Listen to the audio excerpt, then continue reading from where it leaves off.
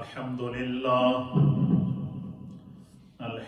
لله نحمده ونستعينه ونستغفره ونؤمن به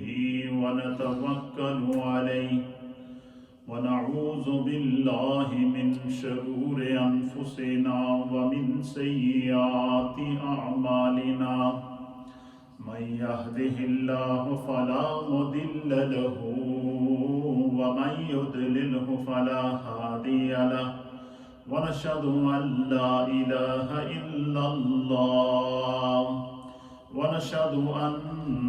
سيدنا وسندنا ونبينا ومولانا محمدا عبده ورسوله أما بعد فأعوذ بالله من الشيطان الرجيم بسم الله الرحمن الرحيم قل لا أسألكم عليه أجرا إلا المودة في القربى صدق الله مولانا العظيم وصدق رسوله النبي الأمين الكريم إن الله وملائكته يصلون على النبي يا أيها الذين آمنوا صلوا عليه وسلموا تسليما اللهم صل وسلم على سيد الأنبياء والمرسلين وعلى آله الطيبين وأصحابه الطاهرين أجمعين الصلاة والسلام عليك يا سيدي يا رسول الله وعلى آلك وصحابك يا سيدي يا رحمة للعالمين. حمد و صلاۃ کے بعد اللہ رب العالمین کا لاکھ لاکھ شکر اور مولا کریم کا بڑا ہی احسان ہے کہ جس رب کائنات نے ہم گناہگاروں کو شکل انسانی میں پیدا فرمایا اور ہمیں طرح طرح کے انعامات اور اکرامات سے نوازا، بالخصوص ہماری ہدایت اور رہنمائی کے لیے ایسے ہادی اور رہبر عطا فرمائے کہ ان کے بتائے ہوئے احکامات پر اگر ہم عمل کریں تو ہم دنیا میں بھی کامیاب ہیں اور آخرت میں بھی کامیاب ہیں. حضرات محترم، ہماری گفتگو کا ایک تسلسل جاری ہے اور ٹاپک ہے کہ وہ کون سے امور تھے کہ جن کو پیش نظر رکھتے ہوئے امام علی مقام، نواسہ رسول، جگر گوشہ بطول، جانشین مولا کائنات حضرت سیدنا امام حسین رضی اللہ تعالی عنہ نے اتنی بڑی قربانی دی کہ انسانیت کا ہر طبقہ اس پر قربان ہوتے ہوئے نظر آ رہا ہے. نظریہ، موقف ان کا کیا تھا؟ اتنی بڑی قربانی کو پھر جو اس قربانی کے جو امپیکٹس اور اس کے جو اثرات قیامت تک آنے والی انسانیت پر مرتب ہوئے وہ کیا تھے؟ اور امام علی مقام امام حسین رضی اللہ تعالیٰ عنہ کی اس اتنی عظیم و شان قربانی میں جو تربیت مصطفیٰ کے اثرات تھے اور برکات تھیں وہ کیا تھیں؟ اگر ہم اس حقیقت کو سمجھ جائیں تو ہمیں سانحہ کربلا کی حقیقت سمجھ میں آ جائے گی. اور امام علی مقام امام حسین نے کربلا میں جو اتنی بڑی قربانی پیش کی اس کی حقیقت سمجھ میں آئے گی. اور در حقیقت امام علی مقام سیدنا امام حسین رضی اللہ تعالیٰ عنہ کی اس عظیم قربانی نے انسانیت کو جینے کا سلیقہ سکھا دیا. علماء نے، محدثین نے، علامہ ابن عساکر نے تاریخ دمشق کے اندر، اسی طریقے سے البدایہ والنہایہ جس کو تاریخ ابن کثیر کہتے ہیں اس کے اندر، تاریخ طبری کے اندر اور دیگر اہل سیر نے جو امام علی مقام امام حسین کا موقف لکھا ہے، اس کا نتیجہ انہوں نے یہ نکالا ہے کہ سیدنا امام علی مقام حضرت امام حسین رضی اللہ تعالیٰ عنہ کی جو پوری زندگی تھی اس کے اوپر تربیت مصطفیٰ کے اثرات تھے۔ کیا تھے؟ تربیت مصطفیٰ کے اثرات تھے۔ قدم قدم پر میرے مصطفیٰ کریم نے ان کی تربیت کی تھی۔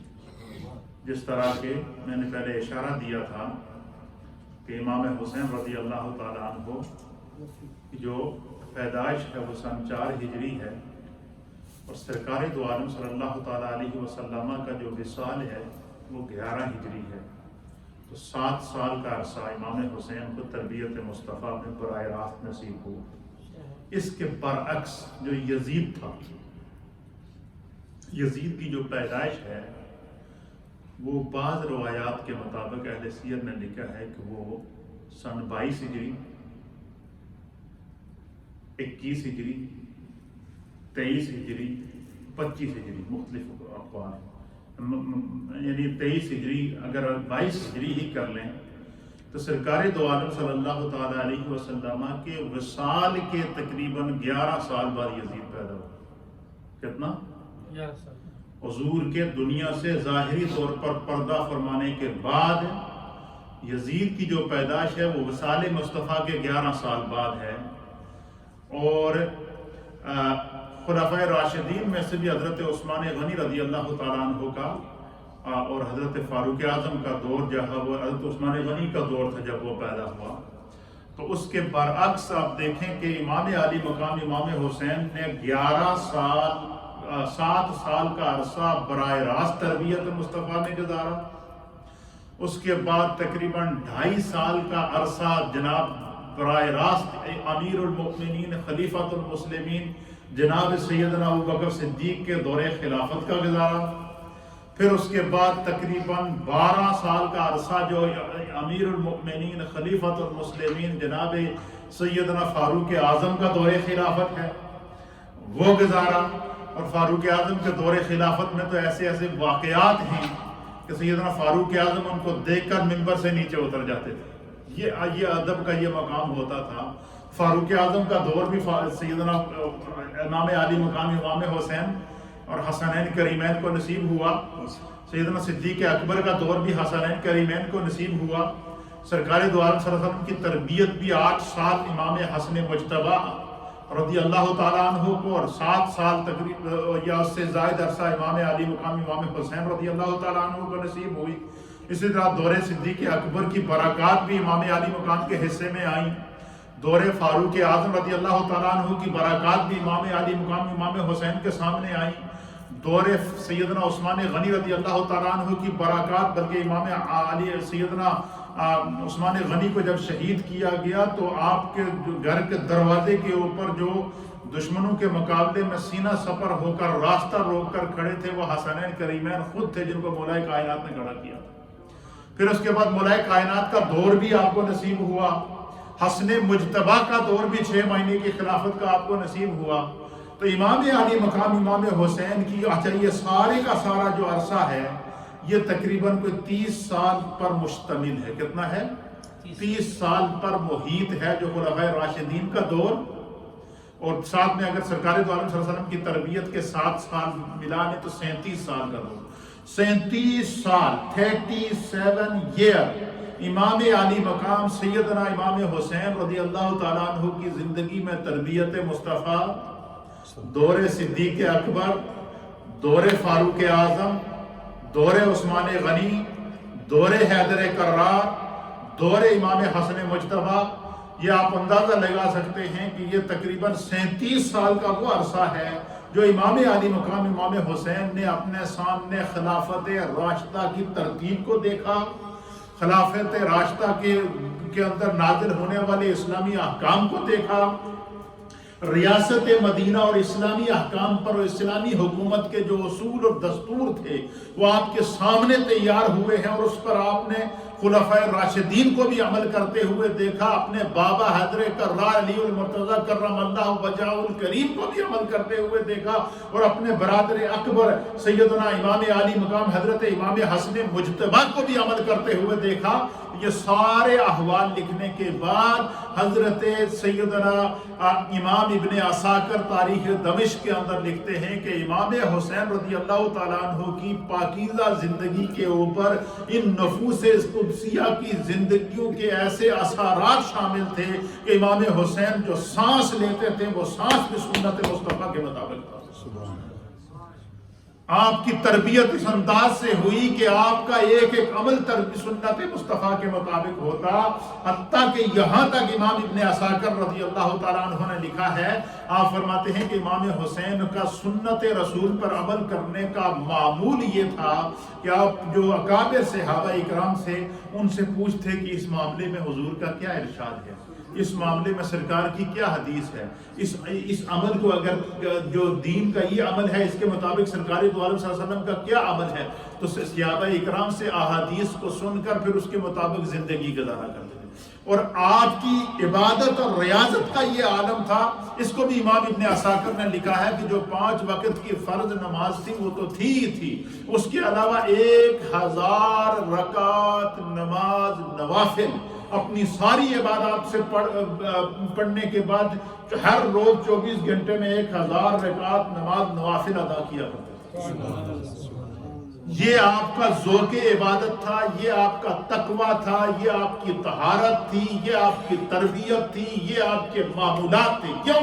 اس کی وجہ یہ تھی ان آنکھوں سے آپ نے رسول اللہ کے سجدوں کو دیکھا تھا، ان آنکھوں سے آپ نے رسول اللہ کے سجدوں کے ساتھ اپنے سجدوں کو کیا، اور یہاں تک کہ میرے مصطفیٰ نے ایک لاشعوری کی عمر کے اندر جب امام عالی مقام امام حسین رضی اللہ تعالیٰ عنہ سجدہ کر رہے ہیں، سرکار دو عالم صلی اللہ علیہ وسلم سجدہ کر رہے ہیں، لاشعوری کے عالم میں امام عالی مقام امام حسین جا کے سرکار کی کاندھے کے اوپر گردن کے اوپر سوار ہو جاتے ہیں، حضور سجدہ لمبا کر دیتے ہیں۔ اور روایات کے مطابق عام حکم کیا ہے کہ جب بندہ نماز پڑھ رہا ہو تو جب سجدے کی تسبیح پڑھے تو وہ کم از کم 3 پڑھنی چاہیے۔ کتنی؟ اور زیادہ سے زیادہ جو ہے وہ 5 بھی پڑھ سکتے ہیں، 7 بھی پڑھ سکتے ہیں، 9 تک علماء محدثین نے لکھا ہے کہ 9 تسبیحات بھی آپ جو ہے وہ سجدے اور رکوع کے اندر پڑھ سکتے ہیں۔ لیکن علامہ ابن عساکر نے لکھا ہے کہ جب امام عالی مقام سیدنا امام حسین رضی اللہ تعالیٰ عنہ حضور علیہ الصلوۃ والسلام سجدے میں تھے تو حضور کی جب گردن پر آپ اگر بیٹھ گئے، بچے تھے،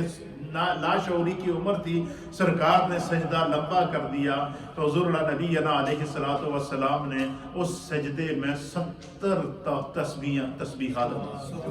کتنی؟ 70 تسبیح تک حضور سجدے میں رہے، جب تک کہ اپنی مرضی سے امام عالی مقام امام حسین آپ کی گردن سے نیچے نہ اترے۔ یہ ہے تربیت، اور اس تربیت کے اثرات۔ پھر امام ابن عساکر نے یہ بھی لکھا ہے، اور اسی طریقے سے علامہ ابن اسیر جزری رحمۃ اللہ علیہ نے بھی اس طرف اشارہ دیا ہے، اور بالخصوص اس پوری ہسٹری آف کربلا کو اور امام عالی مقام امام حسین رضی اللہ تعالیٰ عنہ کے اس موقف کو میرے استاد محترم سیدی حضرت امام المفسرین اور مفسر تفسیرین و مفسر صحیحین حضرت علامہ غلام رسول صاحب سعیدی رحمۃ اللہ علیہ نے تو قلم ہی توڑ دیا۔ آپ نے لکھا ہے کہ امام عالی مقام امام حسین رضی اللہ تعالیٰ عنہ کی پورے سفر کے اندر قدم قدم پر مصطفیٰ کریم ان کی رہنمائی فرما رہے ہیں۔ اس کی وجہ کیا تھی وہ علت میں آگے جا کر آپ کو بیان کروں گا۔ اصل جو چیز آپ کو سمجھانا ہے کہ یہ اتنی بڑی جو قربانی ہے کہ 6 ماہ کا بچہ بھی قربان ہوتا کر دیا، نوجوان شبیہ مصطفیٰ علی اکبر کو بھی قربان کر دیا، خاندان نبوت کے 20 افراد کو بھی قربان کر دیا، 71 افراد قربان کر دیے، پھر اس نتیجے پر پہنچے کہ مصطفیٰ کریم کے دین کو قیامت تک کے لیے بقا بھی ملے گی اور بندہ مومن کو دین پر جینے کا سلیقہ بھی مل جائے گا، لیکن اس کے لیے حسین کی قربانی کی ضرورت ہے۔ تو اپنے آپ کو پیش کریں۔ آپ فرماتے ہیں امام ابن عساکر کے امام علی مقام امام حسین رضی اللہ تعالیٰ عنہ کے تقوی اور طہارت کا یہ عالم تھا کہ جسے خود مصطفیٰ نے ساتھ رکھ کے سجدہ کرنا سکھایا ہو تو پھر وہ کیسے سجدے میں سر کو نہ کٹاتا؟ جس کے سامنے قرآن کریم کی وحی نازل ہو رہی ہو، 3 آیات قرآن کی جن کو مفسرین نے، جن کو خود میرے مصطفیٰ نے بیان کیا ہے کہ جب یہ آیت نازل ہوئی اور قرآن حکیم فرقان مجید کی کہ قُلْ لَا أَسْأَلُكُمْ عَلَيْهِ أَجْرًا إِلَّا الْمَوَدَّةَ فِي الْقُرْبَى، کہ اللہ فرماتا ہے کہ اے محبوب اپنی ان امتیوں کو بتا دیں کہ تمہیں خدا نے جتنے انعامات دیے ہیں، اکرامات دیے ہیں، نعمتیں دی ہیں، اقتدار دیا ہے، جتنی دنیا کی خدا نے تم پر کرم اور کی برسات کی ہے، اللہ فرماتا ہے کہ تم سے اس کا بدلہ نہیں لیا جائے گا، لیکن الا المودۃ فی القربى، لیکن میرے اہل بیت کی محبت اور مودت کے بارے میں تم سے ضرور پوچھا جائے گا۔ کیا اس کے بارے میں ضرور پوچھا جائے گا۔ جب یہ آیت نازل ہوئی تو صحابہ نے عرض کیا یا رسول اللہ، یہ آپ کے قرابت دار کون ہیں کہ جن کی مودت کو، جن کی محبت کو خدا نے وحی کے ذریعے ہم پر واجب کیا ہے؟ تو نبی اکرم صلی اللہ تعالیٰ علیہ وسلم نے فرمایا وہ علی ہیں، وہ فاطمہ ہیں، وہ ان کے دونوں شہزادے ہیں۔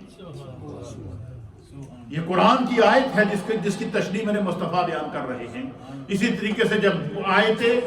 مباہلہ نازل ہوئی عیسائیوں کے ساتھ، نجران کے عیسائیوں کے ساتھ جب مباہلے کی آیت نازل ہوئی، اللہ نے وہی نازل کی کہ محبوب آپ ان سے کہہ دیں کہ فَقُلْ نَدْعُوا أَبْنَاءَنَا وَأَبْنَاءَكُمْ، فرمایا کہ ہم اپنے بیٹوں کو بلاتے ہیں، تم اپنے بیٹوں کو بلاؤ۔ اپنے بیٹوں سے مراد کون ہے؟ پھر حدیث کے اندر آتا ہے حضور علیہ الصلوۃ والسلام فدعا رسول اللہ صلی اللہ تعالی علیہ وسلم، حضور علیہ الصلوۃ والسلام نے آواز دی فاطمہ سیدہ کائنات کو، وہ حسن اور امام حسن کو، وہ حسین اور امام حسین کو، ان کو بلا کر ان کی اپنی چادر کے نیچے لے لیا، مولائے کائنات کو بلایا، ان کو اپنے پیٹھ کے پیچھے رکھ کے ان کے اوپر چادر دے دی، پھر فرمایا کہ یہ علی، فاطمہ، حسن اور حسین، فرمایا یہ میری وہ اولاد ہیں جن کے بارے میں اللہ نے فرمایا کہ آپ ان کو بلائیں، آپ دعا مانگیں، یہ امین کہیں گے، اور دیکھیے گا زمین اور آسمان کے اوپر کیسے ہلچل مچتی ہے۔ اللہ اکبر، یہ ہے تربیت۔ اب ایسی تربیت پانے والا امام علی مقام امام حسین نے کربلا میں کیوں قربانی دی؟ جس چیز کو سمجھنے کی ضرورت ہے، اس کو سمجھنے کے لیے سب سے پہلی بات یہ دیکھیں کہ نبی علیہ الصلوۃ والسلام پر نبوت ختم ہو چکی تھی۔ کیا ہو چکی تھی؟ حضور علیہ الصلوۃ والسلام خاتم النبیین ہیں، آپ جو دین لے کر آئے وہ خاتم الادیان ہے، آپ جو کتاب لے کر آئے وہ خاتم الکتب ہے۔ کیا ہے؟ وہ خاتم الکتب ہے۔ اچھا، جب دین بھی مکمل ہو گیا اور قرآن بھی مکمل ہو گیا، نبوت بھی ختم ہو گئی نبی علیہ الصلوۃ والسلام کی ذات پر، اب دین پر آزمائش آ گئی۔ اب قیامت تک کے لیے ایسی پارسا شخصیت کی ضرورت تھی۔ نبوت تو ختم ہو چکی ہے، اور اس دور کے اندر، اس دور میں صحابہ اکرام کے اندر، اہل بیت اطہار کے اندر، اس دور میں جب امام علی مقام امام حسین رضی اللہ تعالیٰ عنہ کی شہادت ہوئی، اس دور کے صحابہ میں اور اہل بیت میں سب سے زیادہ پارسا شخصیت، سب سے زیادہ کامل شخصیت، سب سے زیادہ افضل شخصیت کا نام امام علی مقام سیدنا امام حسین تھا۔ اب جب امام علی مقام امام سیدنا امام حسین رضی اللہ تعالیٰ عنہ نے اتنی بڑی قربانی دی، تو پھر اللہ تعالیٰ نے آپ کے ذریعے دین کو جو بقا عطا فرمائے قیامت تک کے لیے، ہر بندہ مومن جس کے دل میں ایمان موجود ہے، اس کے دل کے اندر دین کی بھی محبت نقش ہو گئی، اور اہل بیت اطہار کی بھی محبت نقش ہو گئی، اور دین کو بچانے کا جذبہ بھی آ گیا۔ آج دیکھیں، ہم نے امام علی مقام امام حسین کا دور نہیں پایا، ہم سے 1300 سال، 1350 سال پہلے کا واقعہ ہے، قریب 1400 سال کا واقعہ ہے۔ لیکن آج اتنا عرصہ گزرنے کے بعد ہر انسان، ہر بندہ مومن کے دل کے اندر جو محبت امام علی مقام ہے، اس کی وجہ کیا ہے؟ یہ آپ کی اس قربانی کے وہ اثرات ہیں جو 4000 سال گزرنے کے بعد بھی حضرت اسماعیل علیہ السلام کی قربانی بندہ مومن کو جو ہے وہ ہر سال 10 ذی الحجہ کو جو ہے جانور قربان کرنے کے لیے آمادہ کر دیتی ہے، یہ اللہ کی بارگاہ میں مقبولیت کی دلیل ہے۔ اب سنیے، امام عالی مقام کا ہر عمل سنت کے مطابق گزرتا ہے۔ آپ کی زندگی سنت کے مطابق، آپ کا کردار سنت کے مطابق، آپ کی عبادات سنت کے مطابق، آپ کے اخلاق سنت کے مطابق۔ کوئی ایسا عمل کیوں کہ ان کی تربیت میرے مصطفیٰ نے خود کی تھی، حضور علیہ السلام کی تربیت کے اثرات ان کے اوپر تھے۔ اب حدیث پاک سنیں، اس حدیث کو جو ہے وہ مجمع الزوائد کے اندر حافظ نور الدین بن ابی بکر الحیثمی، حافظ الحیثمی کے نام سے مشہور ہیں، انہوں نے جو ہے وہ مجمع الزوائد کی جلد نمبر 5 اور صفحہ نمبر 227 پر اس حدیث کو نقل فرمایا۔ آپ فرماتے ہیں کہ حضرت معاذ ابن جبل رضی اللہ تعالیٰ عنہ اس حدیث کے راوی ہیں۔ آپ فرماتے ہیں کہ سرکار دو عالم شفیع معظم جناب سید العالمین محمد الرسول اللہ صلی اللہ تعالیٰ علیہ وسلم کی مجلس لگی تھی، صحابہ اکرام ہدایت کے ستارے نبی پاک کی مجلس میں موجود تھے، اور حضور علیہ السلام نے صحابہ کو مخاطب کر کے ارشاد فرمایا، سنو۔ حضور علیہ السلام نے صحابہ کو مخاطب کر کے کیا سنا؟ الا، خبردار ہو جاؤ، سنو میں تمہیں آج ایک بات بتانے والا ہوں۔ تمام صحابہ جب حضور نے فرمایا کہ میں تمہیں ایک خبر دینے والا ہوں، سارے صحابہ متوجہ ہو گئے نبی پاک صلی اللہ علیہ وسلم کی طرف۔ تو نبی علیہ السلام نے فرمایا کہ ان قریب تمہارے پاس ایک ایسا زمانہ آئے گا کہ حاکم اور کتاب اللہ الگ الگ ہو جائیں گے۔ ایسے حاکم تم پر مسلط ہو جائیں گے، ایسے حکمران تم پر مسلط ہو جائیں گے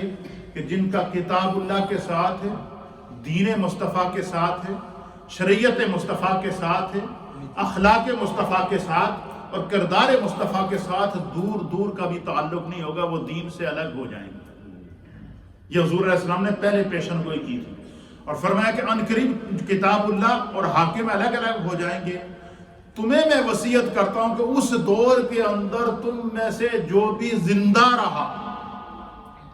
اس دور میں تم میں سے جو بھی زندہ رہا، فرمایا تم نے کتاب اللہ کو نہیں چھوڑنا۔ حاکم کو چھوڑ دو، فاسق فاجر حاکم کو چھوڑ دو، ظالم حاکم کو چھوڑ دو، بے انصاف حاکم کو چھوڑ دو، ظلم کرنے والے حاکم کو چھوڑ دو، لیکن اللہ کی کتاب کے احکام کو نہ چھوڑنا، شریعت کو نہ چھوڑنا، مصطفیٰ کے دین کو نہ چھوڑنا۔ یہ نبی پاک صلی اللہ علیہ وسلم نے حدیث کے اندر پوری حدیث پر سماعت فرمایا، پھر میں اس پر تبصرہ کروں گا۔ کیا فرمایا کہ ان قریب حاکم اور کتاب اللہ الگ الگ ہو جائیں گے، اور تم کتاب اللہ سے الگ نہ ہونا، اور پھر فرمایا الا، پھر خبردار ہو جاؤ، ان قریب تم پر ایسے حاکم مسلط ہوں گے کہ وہ اپنے لیے جو فیصلے کریں گے تمہارے لیے وہ فیصلے نہیں کریں گے۔ عوام کے لیے الگ فیصلے ہوں گے، حکام کے لیے الگ ہوں گے، اور یہی عمل یزید کا تھا جس کے خلاف امام عالی مقام امام حسین رضی اللہ تعالیٰ عنہ نے علم بلند کیا حق کا۔ اور کیا کہ فرمایا کہ وہ اپنے لیے جو فیصلے کریں گے تمہارے لیے وہ فیصلے نہیں کریں گے، اگر تم ان کی نافرمانی کرو گے تو وہ تم کو قتل کر دیں گے۔ یہ کون فرما رہا ہے؟ سرکار دو عالم، حدیث پاک آپ کے سامنے بیان کر رہا ہوں۔ حضور نے فرمایا کہ ان قریب تم پر ایسے حاکم مسلط ہوں گے جن کا کتاب اللہ سے کوئی تعلق نہ ہوگا، جن کا دین سے کوئی تعلق نہ ہوگا، اور وہ تم پر مسلط کر دیے جائیں گے۔ فرمایا ایسے کرب و علم کے دور کے اندر، ایسے ظلم و جبر کے دور کے اندر، ایسے فسق اور فجور کے دور کے اندر تم نے دین پر قائم رہنا ہے، دین کو نہ چھوڑنا، دین کے ساتھ کمپرومائز نہ کرنا۔ اور پھر کیا فرمایا کہ جو ان کی عادتیں کیا ہوں گی، جو فیصلے اپنے لیے کریں گے وہ تمہارے لیے نہیں کریں گے۔ اور فرمایا کہ اتنے ظالم اور سفاک وہ حاکم ہوں گے کہ فرمایا کہ اگر تم ان کی نافرمانی کرو گے تو وہ تم کو قتل کر دیں گے، اور اگر تم ان کی اطاعت کرو گے تو تم گمراہ ہو جاؤ گے۔ اگر تم ان کی اطاعت کرو گے تو تم کیا ہو جاؤ گے؟ گمراہ ہو جاؤ گے، اور اگر نافرمانی کرو گے تو وہ تمہیں قتل کر دیں گے۔ اب یہ دیکھیں کتنی بڑی آزمائش کا دور ہے، اور بالکل آپ اس حدیث کو دیکھیں اور امام عالی مقام کو دیکھیے۔ یزید کی بیعت نہیں کی، موقف بیان کر دیا، مقام بیضا کے اوپر خطبہ دے کر موقف بیان کر دیا، مقام کوفہ کے اوپر خطبہ دے کر موقف بیان کر دیا، مقام کربلا پر خطبہ دے کر موقف بیان کر دیا۔ ایک ایک مقام کے اوپر امام علی مقام امام حسین خطبہ دیتے رہے۔ انشاءاللہ وہ خطبہ بھی میں آگے آپ کی خدمت میں پیش کروں گا۔ لیکن آپ یہ دیکھیے سرکار دو عالم صلی اللہ علیہ وسلم اپنی نگاہ نبوت سے دیکھ رہے تھے، اور یہی وجہ ہے کہ ایک حدیث کے مطابق حضور علیہ السلام نے فرمایا کہ سن 60 ہجری کی بچوں کی حکومت سے میں خدا کی پناہ مانگتا ہوں۔ تو کیا فرمایا کہ اگر تم ان کی اطاعت کرو گے تو گمراہ ہو جاؤ گے، اور ان کی نافرمانی کرو گے تو وہ تمہیں قتل کر دیں گے۔ جب حضور علیہ السلام نے یہ بات بیان کی، آنے والے دور کے فتنے، اور اس سے مراد اس حدیث کی شرح کے اندر مفسرین نے لکھا ہے کہ اس سے مراد نبی علیہ السلام یزید کے دور حکومت کو خود بیان کر رہے ہیں، اپنی زندگی کے اندر، اپنی حیات کے اندر اس کو بیان کر رہے ہیں۔ اور یزید کے دور حکومت کے اندر جن جن نافرمانیوں کی، جس ظلم کی اور جس چیز کی نشاندہی جو امام علی مقام امام حسین نے ان خطبوں میں کی تھی، بالکل اس حدیث کے عین مطابق تھی، امام علی مقام کی حدیث کے مطابق تھی۔ فرمایا کہ جب یہ حضور علیہ السلام نے بیان کیا تو قالو، تو اس مجلس مصطفیٰ میں موجود جتنے صحابہ تھے انہوں نے عرض کیا کہ یا رسول اللہ، یا حبیب اللہ، ہمارے ماں باپ آپ پر قربان ہو جائیں، اگر ایسا کرب و علم کا دور ہمیں مل جاتا ہے، ایسے ظالم حکمران ہم پر مسلط ہو جاتے ہیں، اور آپ کے ان غلاموں میں سے اس وقت کوئی زندہ ہو، تو یا رسول اللہ ہمارے لیے کیا حکم ہے، ہم ان حاکموں کا کیا کریں، ہم اس ظالم حاکم کا کیسے سامنا کریں گے؟ اس وقت ہمیں کیا جو ہے وہ نظریہ اختیار کرنا چاہیے، کیا موقف اختیار کرنا چاہیے؟ جب صحابہ اکرام نے یہ سوال کیا تو سرکار دو عالم صلی اللہ تعالیٰ علیہ وسلم نے فرمایا کہ تم وہ کرنا جو حضرت عیسیٰ ابن مریم کے صحابہ نے کیا تھا، جو عیسیٰ ابن مریم کے صحابہ نے کیا تھا۔ پھر سرکار دو عالم صلی اللہ علیہ وسلم نے اس کی تفصیل بیان کی کہ عیسیٰ ابن مریم کے صحابہ نے کیا کیا تھا۔ وہ لوگ جو عیسیٰ علیہ السلام پر ایمان لائے، اور جب ظالموں نے عیسیٰ علیہ السلام کو سولی پر لٹکایا، اور پھر اللہ تعالیٰ نے ان کو زندہ آسمانوں پر اٹھا لیا، اور جو عیسیٰ علیہ السلام تو زندہ آسمانوں پر چلے گئے، لیکن ان کے جو ماننے والے اور چاہنے والے تھے، جو ان کے صحابہ تھے، ان کو کیا کیا گیا؟ ان ظالموں نے ان کو پکڑا، ان کو باندھ کر ان کے جسموں کو آروں کے ساتھ کاٹ کر ٹکڑے کیا، ان کی بوٹیاں بکھیری ہیں زمین کے اوپر۔ اور نبی علیہ السلام نے فرمایا اگر تمہیں ایسا دور مل جائے تو تم وہ کرنا جو عیسیٰ علیہ نبینا علیہ السلام کے صحابہ نے کیا۔ پھر حضور نے خود بیان کیا کہ انہیں آروں کے ساتھ چیر دیا گیا، سولی پر چڑھا دیا گیا، اللہ کی اطاعت میں مر جانا اللہ کی معصیت میں زندگی گزارنے سے بہتر ہے۔ اب یہ حدیث میں آپ کے سامنے پیش کر رہا ہوں، یہ وہ نظریہ ہے جو میرے مصطفیٰ اپنی زندگی میں دے کر گئے ہیں، اور اس نظریے پر عمل کس نے کر کے دکھایا؟ امام علی مقام امام حسین نے کربلا کے، اور کیسے عمل کر کے دکھایا؟ 6 ماہ کے علی اصغر کو قربان کر دیا، نوجوان شبیہ مصطفیٰ علی اکبر کو قربان کر دیا، خاندان نبوت کے 20 افراد کو قربان کر دیا، 71 افراد کو دین کے لیے قربان کر دیا، اور پھر اس نتیجے پر امام علی مقام امام حسین پہنچے ہیں کہ نبی کا دین تو بچ جائے گا لیکن اسے حسین کے خون کی آبیاری کی ضرورت ہے۔ پھر اپنا خون پیش کر دیا، اپنے آپ کو پیش کر دیا۔ تو سرکار دو عالم صلی اللہ علیہ وسلم نے فرمایا کہ اللہ کی اطاعت میں مر جانا اللہ کی معصیت میں زندگی گزارنے سے بہتر ہے۔ اس کا کیا معنی ہے کہ اللہ کی اطاعت میں جو موت مل جائے وہ شہادت کی موت ہے، اور بندہ اللہ کی اطاعت چھوڑ کر اگر گناہ کی زندگی گزارے گا تو فرمایا کہ وہ زندگی جو ہے وہ پھر وہ اس کے لیے وہ زندگی دنیا میں بھی عذاب کا سبب ہے اور جہنم۔ مجھے بتائیں، امام علی مقام امام حسین نے تو قربانی دے دی نا، اپنی قربانی دے دی، 6 ماہ کے علی اصغر کی قربانی دے دی، نوجوان علی اکبر کی قربانی دے دی، خاندان نبوت کے 20 افراد کی قربانی دے دی، پھر جو 71 افراد اپنے ساتھ قربان کر دیے، اپنے آپ کو قربان کر دیا، اور خاندان نبوت کی پاک باز عورتوں کی جو ہے وہ ان کو اذیت اور تکلیف پہنچی ہے۔ اتنی بڑی قربانی دینے کے بعد مجھے بتائیں، یزید تو آزاد ہو گیا تھا نا، یزید کی حکومت بھی باقی تھی، اس کو تو فتح کا جشن بنانا چاہیے تھا، پھر اس کا نام لینا چاہیے تھا لوگوں کا۔ آج تاریخ اس کا نام کیوں نہیں لے رہی ہے؟ وجہ کیا ہے کہ اس قربانی حسین اللہ کی بارگاہ میں قبول ہو چکی ہے۔ آج بچے بچے کی زبان پر امام علی مقام امام حسین کا مشن بھی موجود، آج بچے بچے کی زبان پر امام علی مقام امام حسین کا نظریہ بھی موجود، آج بچے بچے کی زبان پر امام علی مقام امام حسین کا موقف بھی موجود، آج بچے بچے کی زبان پر دین پر مر مٹنے کا جذبہ بھی موجود، آج بچے بچے کی زبان کے اوپر کائنات نبی پاک کی امت کے ہر صاحب ایمان امتی کے جذبات اور احساسات اور تصورات اور تخیلات کے اوپر فکر حسینی غالب ہے۔ اس کی وجہ کیا ہے؟ امام علی مقام کی یہ قربانی اللہ نے اسی طرح قبول کی جس طرح حضرت اسماعیل علیہ السلام کی قربانی قبول کی۔ پھر نبی اکرم صلی اللہ تعالیٰ علیہ وسلم نے اس حدیث کو امام طبرانی نے نقل کیا۔ اس حدیث کو لکھنے کے بعد میرے استاد محترم اس حدیث کی شرح کے اندر اپنا تبصرہ لکھتے ہیں، وہ سنیے۔ آپ فرماتے ہیں یہ وہ احادیث ہیں جن کے پیش نظر امام علی مقام سیدنا امام حسین رضی اللہ تعالیٰ عنہ نے یزید کی بیعت نہیں کی، اور اہل کوفہ نے جب آپ کو بیعت کے لیے دعوت دی، آپ نے مسلم بن عقیل کو حال درافت کرنے کے لیے کوفہ بھیجا، اور جب آپ کو خبر ملی کہ ان کو بھی شہید کر دیا گیا، پھر آپ نے جتنے خطبے ارشاد فرمائے امام علی مقام حضرت امام حسین رضی اللہ تعالیٰ عنہ نے، ان تمام خطبات کے اندر امام علی مقام امام حسین رضی اللہ تعالیٰ عنہ نے جو ہے وہ اپنا موقف پیش کر دیا تھا کہ یہ یزید وہ ہے کہ جس نے اللہ کے حلال کو حرام کیا ہے، جو اللہ کی حدود کو توڑ رہا ہے۔ تو فرمایا کہ اس دور کے اندر علماء اور محدثین نے لکھا ہے کہ امام علی مقام نسب کے اعتبار سے،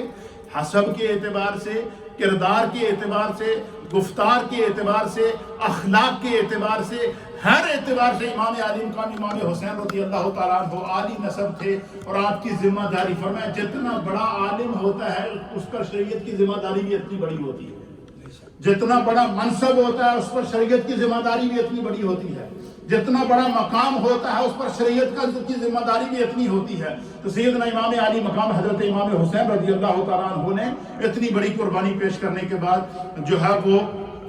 پھر جو امام علی مقام امام حسین رضی اللہ تعالیٰ عنہ کو جو ہے وہ آپ نے جو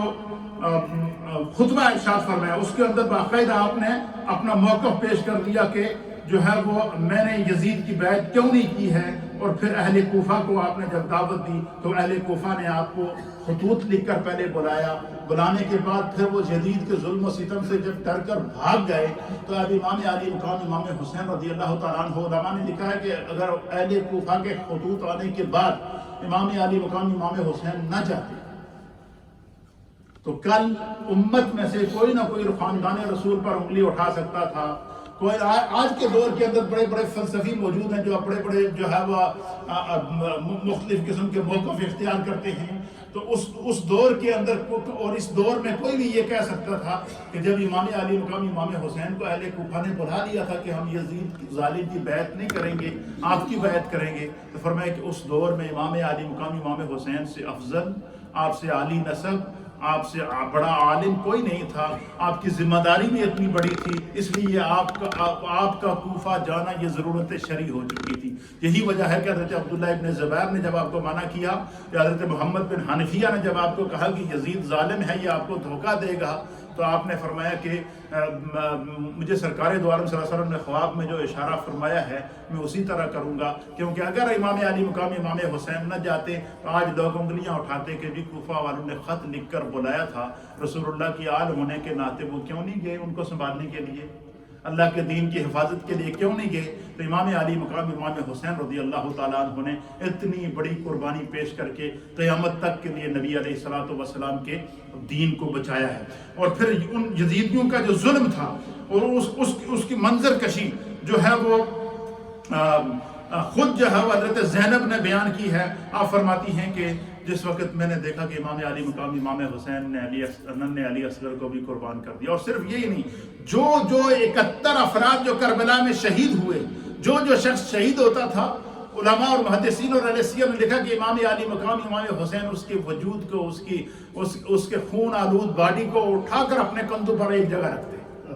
اسی طریقے سے 71 لاشیں اپنے کندھوں پر اٹھا کر جو ہے وہ ایک جگہ رکھی ہیں، اور پھر اپنے آپ کو قربان کر دیا۔ تاریخ نے اس کو ہمیشہ کے لیے زندہ اور امر کیا ہے۔ اللہ تعالی ہمیں دین کو سمجھنے کی توفیق عطا فرمائے، اور کربلا کا فلسفہ یہی ہے کہ دین پر کمپرومائز نہ کرو۔ کربلا کا فلسفہ یہی ہے کہ سنت رسول کو نہ چھوڑو۔ کربلا کا فلسفہ یہی ہے کہ قرآن پر عمل کرنا ہے۔ کربلا کا فلسفہ یہ ہے کہ اگر دین کے لیے اپنی اولاد کو قربان کرنا پڑے تو امام علی مقام امام حسین کے ننھے علی اصغر کو دیکھ لینا۔ کربلا کا فلسفہ یہ ہے کہ اگر دین کے لیے نوجوان اولاد کو قربان کرنا پڑے تو امام علی مقام امام علی اصغر کو دیکھ لینا۔ اور کربلا کا فلسفہ یہ ہے کہ دین کے لیے اگر اپنی قربانی پیش کرنی پڑے تو امام علی مقام امام حسین رضی اللہ تعالیٰ عنہ کی قربانی کو اپنے لیے ایگزامپل بنا لینا۔ اللہ ہمیں دین سمجھنے کی توفیق عطا فرمائے۔